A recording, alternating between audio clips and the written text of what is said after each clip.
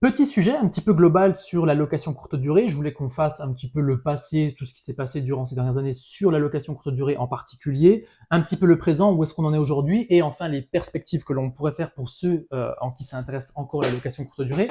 Personnellement, ça m'intéresse encore plutôt pas mal. Il me reste 3 appartements en location courte durée, donc il m'en reste quasiment plus en fait, comparé à tout ce que j'avais par le passé. Et donc, je voulais quand même faire un petit peu un petit point par rapport à ceux que ça intéresse. Je sais que vous êtes encore assez nombreux à être attirés par ce type d'activité. Donc, on va essayer de faire un petit point. Donc, d'abord, dans le passé, qu'est-ce qui s'est passé sur la location courte durée? Il faut bien comprendre que la location courte durée a commencé en France réellement en 2015. Ça commence à démarrer dans les grandes villes à ce moment-là. J'aime bien rappeler cette petite anecdote lorsque moi, j'étais allé voir une copine du côté de Lyon pour des raisons qui me regardent, on va dire, eh bien, elle m'avait fait découvrir donc la location courte durée parce qu'elle ne pouvait pas m'accueillir. Il y avait une nuit, elle ne pouvait pas m'accueillir. Donc du coup, elle m'avait dit, tiens, bah, il y a un nouveau site, regarde bien, regarde ce que c'est du Airbnb. À cette époque-là, Airbnb, donc en juillet 2015, donc il y a 10 ans, il y avait 2 annonces, et c'était 2 annonces où on dormait chez l'habitant. Donc c'est pour vous dire un petit peu comment on a évolué. Et donc ça a commencé vraiment à mordre cette activité-là. C'est Airbnb qui a fait découvrir ça, mais en réalité ça existe depuis bien plus longtemps que ça, notamment dans les zones balnéaires, et ça les gens du sud de la France peuvent nous le dire. Mais en gros, voilà, dans les grosses villes, ça a commencé à mordre autour des années 2016-2017, et ça a commencé à mordre réellement dans les moyennes villes en 2018, et ensuite tout le territoire national était un peu couvert en 2019. Moi, j'ai commencé personnellement début 2017, donc du côté de Vesoul, pour ceux qui me suivent depuis longtemps, vous le savez.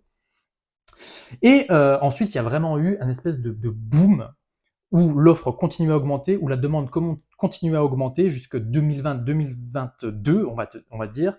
Et ensuite, il y a eu la fameuse époque de la gueule de bois, donc 2023 jusqu'à aujourd'hui. Pour moi, on est encore à l'heure actuelle en gueule de bois et on est en train gentiment de corriger. Mais en tout cas, la location courte durée avait cet avantage, pour ceux qui ont commencé assez tôt, c'est que par exemple, là, on est en juillet 2025.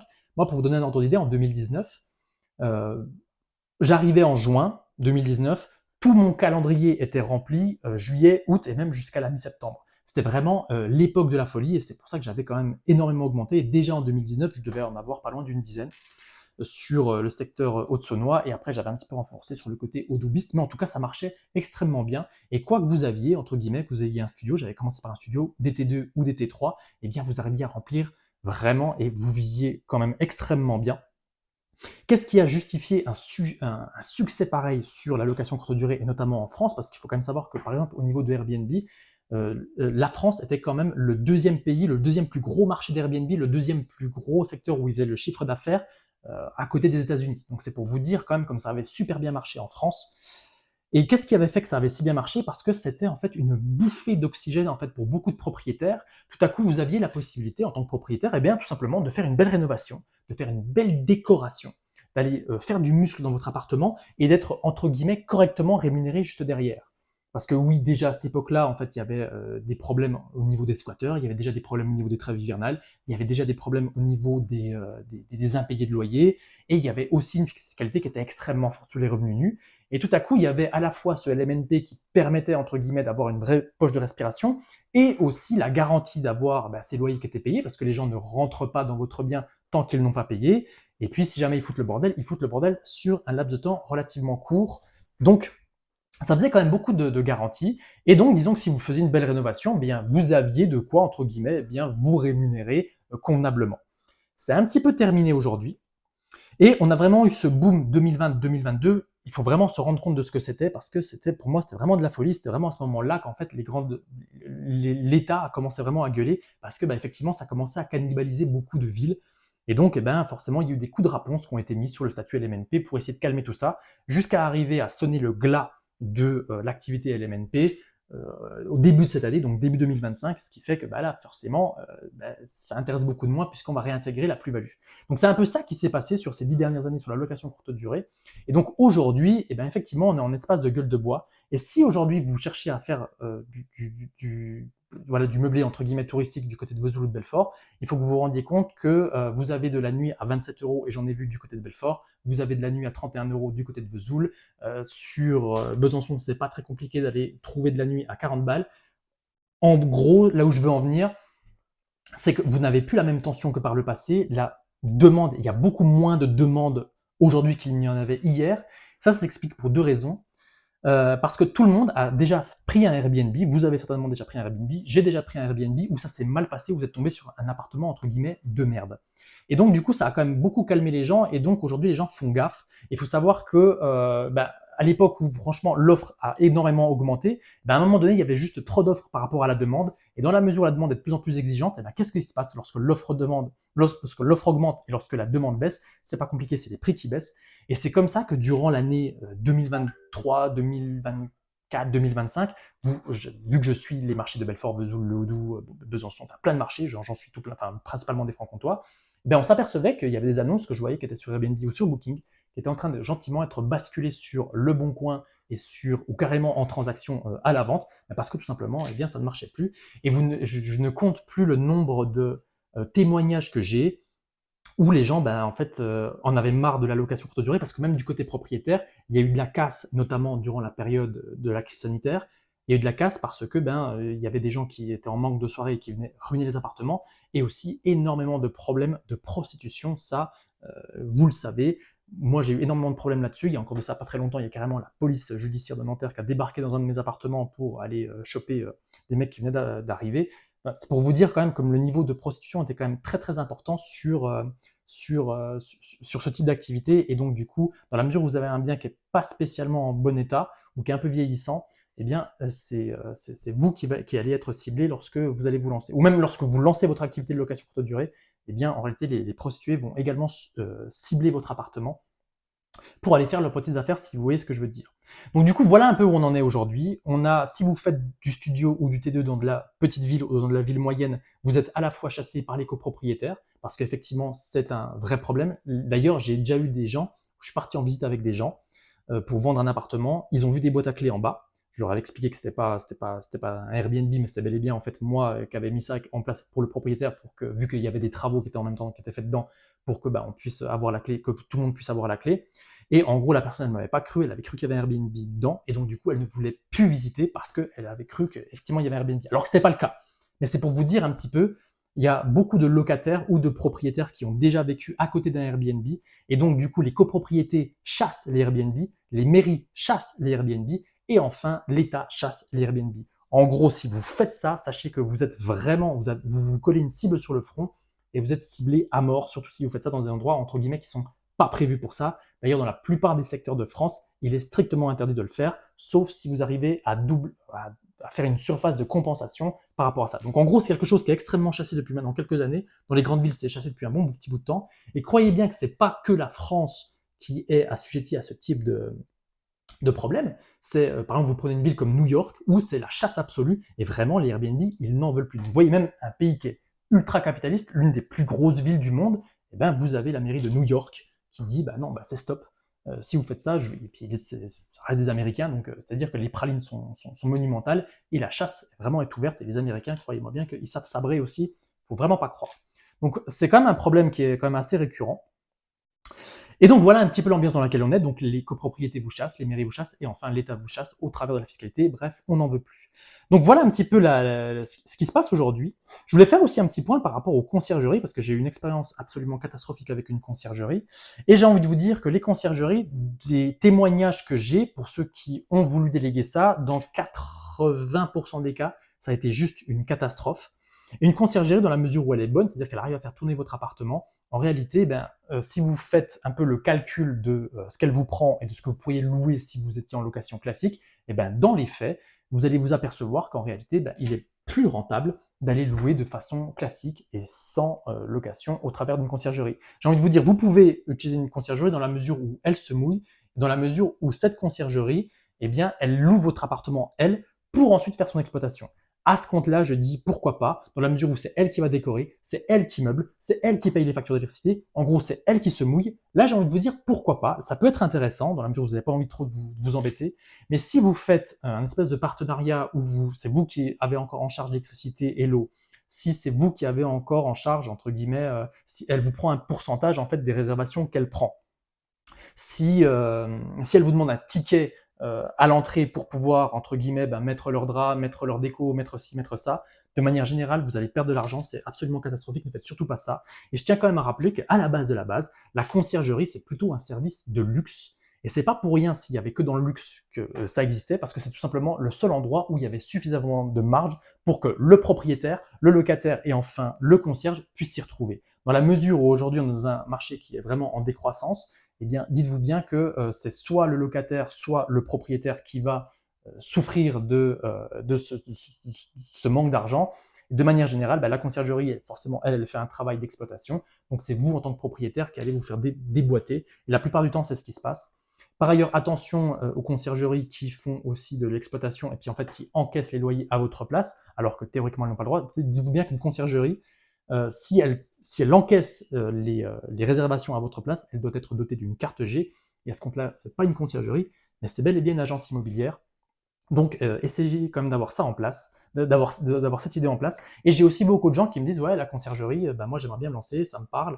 Dites-vous bien qu'en réalité, lorsque vous faites ça et qu'en gros, vous allez essayer de vendre des baux de sous-location à des propriétaires à qui vous avez réussi à prendre le bien, c'est quand même pas cadeau non plus. Et en général, lorsque vous faites ce type de service, moi, de ce que j'ai vu, en général, les conciergeries, elles tiennent, quand elles sont résistantes, elles tiennent 2 ans à tout péter. Dans la mesure où vous voulez toujours faire de la location courte durée, et que vous n'avez pas et que vous voulez tout internaliser, il va falloir que vous trouviez donc une femme de ménage, ça coûte extrêmement cher. Même moi qui étais dans un secteur qui est extrêmement touristique, à savoir le Houdou, et qui avait quand même fait quelques étés, sur un chiffre d'affaires entre 3 000 et 4 000 euros par mois, dites-vous bien quand même qu'une fois qu'on enlevait tout, vraiment toutes les charges, vraiment tout ce qu'il y avait avec le crédit et tout, en gros, la différence que j'avais entre un loyer classique, donc là je le loue, le bien, je le loue 1450 me semble-t-il, et 4000 euros de loyer, en gros il y avait un delta à peu près de 300 euros. C'est pour vous dire la faiblesse de différence qu'il y avait. Donc pour moi, c'est quand même, dans la mesure où vous déléguez ça, si vous faites ça, on va dire, et que c'est une activité que vous faites de manière ponctuelle, par exemple l'été, à côté de votre travail, et parce que vous arrivez à optimiser une partie de votre logement, pourquoi pas. Mais sinon, dans la mesure où vous déléguez ça, ça devient du souci, ça devient des problèmes. Et donc, c'est assez problématique. Vous pouvez faire ça, entre guillemets, sur une résidence secondaire ou proche de votre résidence principale. Mais si vous voulez le penser business, c'est un peu différent. Donc, voilà un peu pour le présent. C'est ce que je voulais vous dire par rapport aux conciergeries. Évidemment, vous avez beaucoup de choses qui se sont développées au travers de tout ça pour les particuliers, notamment le fait de pouvoir potentiellement créer un espèce de livret d'accueil. Alors moi, évidemment, en tant que, entre guillemets, je dis bien entre guillemets, influenceur immobilier, j'avais été contacté par des marques par rapport à des SaaS, en gros, qui vont faire le channel manager. J'avais été contacté pour qu'en plus vous puissiez, entre guillemets, faire un espèce de livret automatisé digital pour que vous puissiez les donner à vos clients pour que derrière ils puissent aller un petit peu à droite à gauche, tout ce qui est touristique un petit peu autour. Donc il y a quand même beaucoup de petits business internet qui se sont greffés autour de tout ça. Et eux aussi, lorsqu'on parle un peu avec eux, on s'aperçoit qu'eux aussi dégustent et qu'il y a quand même moins de demandes. Et donc on sent que la crise est quand même globale par rapport à cette activité et qu'aujourd'hui, en gros, vous n'avez plus que 2 extrêmes qui vous permettent de gagner de l'argent au travers de cette activité. Alors quels sont ces 2 extrêmes? J'en ai déjà parlé, et puis pour ceux qui me connaissent depuis longtemps, il y a 2 extrêmes. Il y a l'ultra quali, le haut de gamme, ou le très personnalisé, l'appartement à thème, l'appartement atypique. En gros, c'est la relation que vous allez réussir à créer, donc l'expérience que vous allez réussir à créer avec vos différents locataires, vos différents clients. Ou sinon, il y a vraiment, on va dire, un peu plus le mass market. Et j'y viendrai ça plutôt en fin de vidéo parce qu'il y a vraiment un sujet là-dessus. Mais en gros, voilà ce qui marche aujourd'hui en location courte durée. C'est le fait d'essayer de vendre de la nuit, donc d'essayer d'avoir le turnover le plus fort possible pour pouvoir, et vendre entre guillemets des services additionnels, faire de la love room, faire de la dark room, faire tous ces trucs-là. Le problème que j'ai avec toutes ces stratégies-là, c'est qu'en réalité, pour ceux que je connais qui font ça depuis quelques temps, pareil, il y a des charges qui sont énormes, notamment il y a toujours l'idée du spa, vous avez toujours l'idée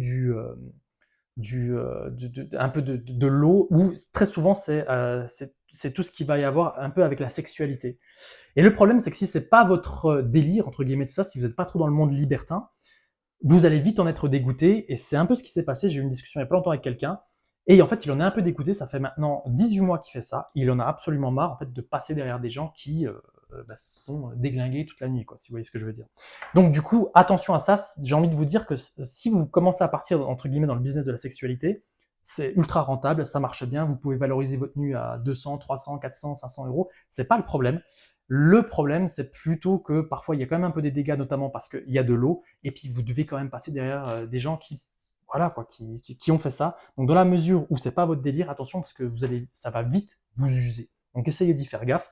Et pareil, lorsque vous avez trois love rooms ou dark rooms ou je sais pas quoi qui se mettent dans un même secteur, en fait, elles se cannibalisent.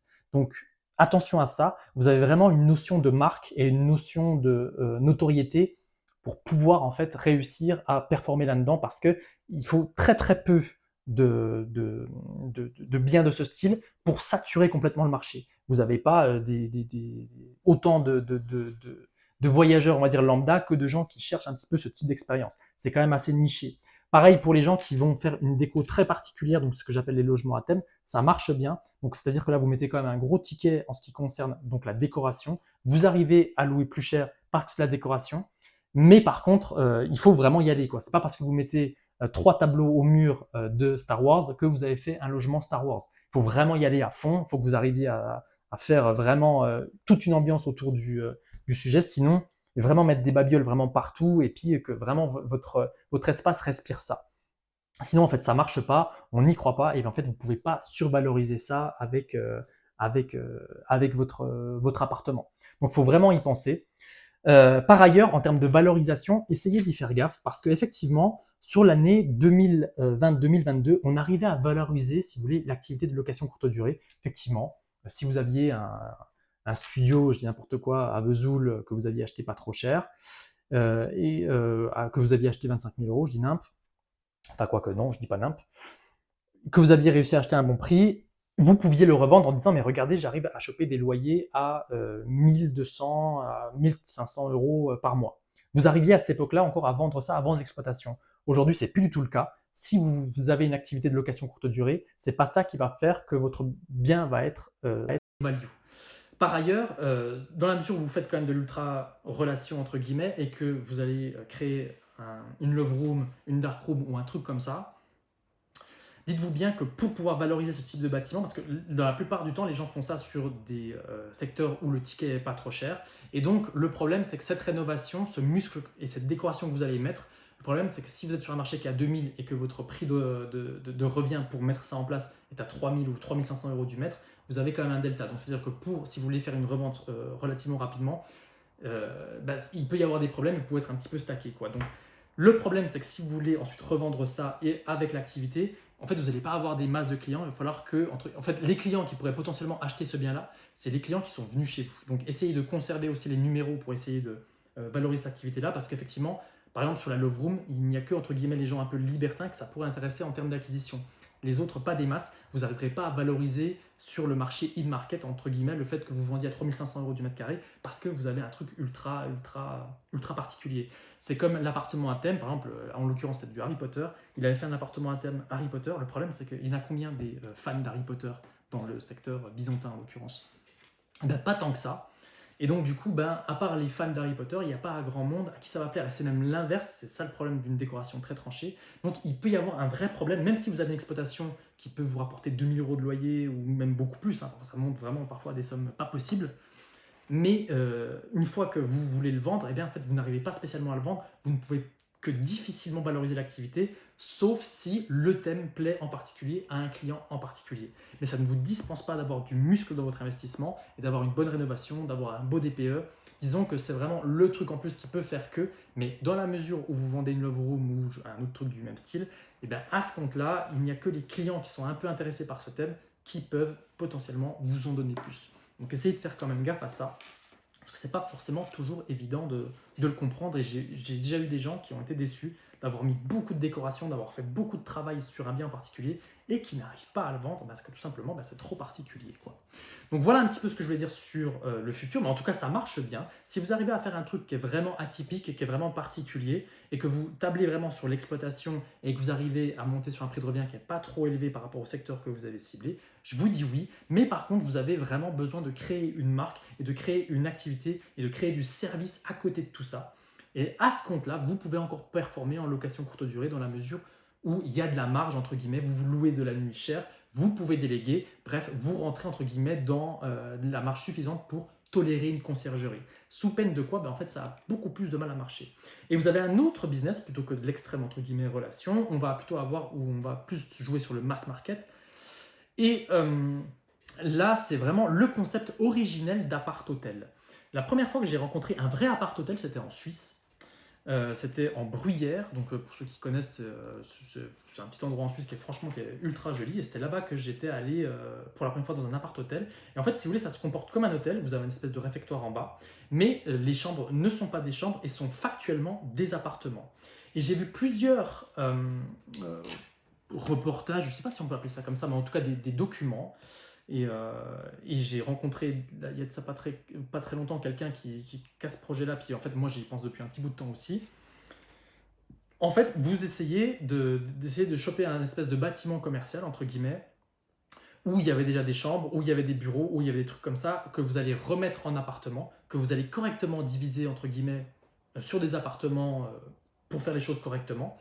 Et en bas, au rez-de-chaussée, ben, vous pouvez avoir des services en plus, vous pouvez avoir un restaurant, vous pouvez avoir, en gros, vraiment en bas, vous pouvez vraiment avoir un peu de tout ce que vous voulez. Il y en a même certains qui arrivent à mettre une piscine. Et en gros, plus vous louez, plus vos clients louent longtemps, moins c'est cher. Et par conséquent, eh bien, sur des grosses villes comme Paris, vous pouvez avoir par exemple carrément des étudiants qui aujourd'hui sont en grande difficulté par rapport au logement et qui vont en fait avoir la possibilité de louer un appartement, un appart-hôtel, du coup, pour de vrai, mais du coup, c'est pas un bail, mais c'est une facture, qui vont avoir la possibilité de louer ce bien-là à 950 euros par mois. Ils n'ont pas à payer l'électricité, ils n'ont pas à payer le chauffage, c'est des appartements qui sont ultra optimisés. Et franchement, ça marche le feu de Dieu, il y a des taux de remplissage qui sont absolument monstrueux, mais ça marche exclusivement en zone tendue. Ça marche, c'est de la facture, c'est pas du bail, donc c'est quand même un peu particulier. Moi, je me suis déjà pas mal renseigné sur comment est-ce que juridiquement on peut faire ça, mais a priori, ChatGPT ou je ne sais pas quel IA pourra vous dire comment est-ce qu'on fait, donc je vous laisse chercher tranquillement. Mais en tout cas, c'est ça qui marche vraiment.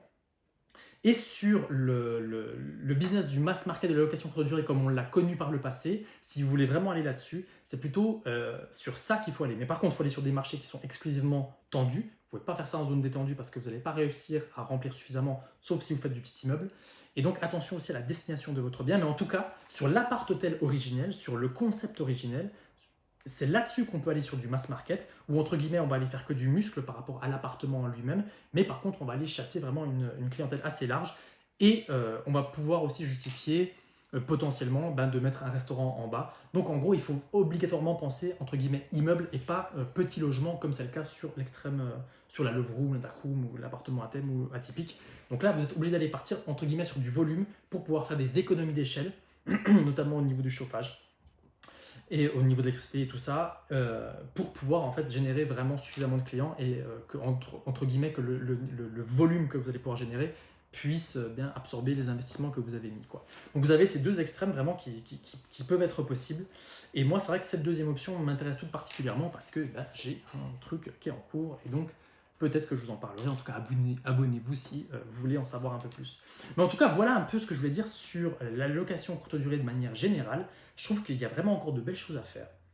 Je voulais vraiment faire ce petit point parce que ça fait des années que je fais ça. Donc si vous avez des questions par rapport à la location courte durée, pour ceux qui veulent savoir, eh bien, écoutez, j'ai un petit groupe d'entraide WhatsApp qui permet de poser des questions. Et je pense que j'essaierai de vous faire un petit suivi par rapport à ce projet que je suis en train, entre guillemets, plus ou moins de monter sur vraiment le concept d'appart-hôtel, parce que je trouve qu'il y a vraiment un truc à développer en ce moment. Et j'aimerais bien avoir votre avis dans les commentaires. J'espère que cette vidéo vous a plu. Et je vous dis à très vite pour de nouvelles vidéos. Ciao, ciao, ciao!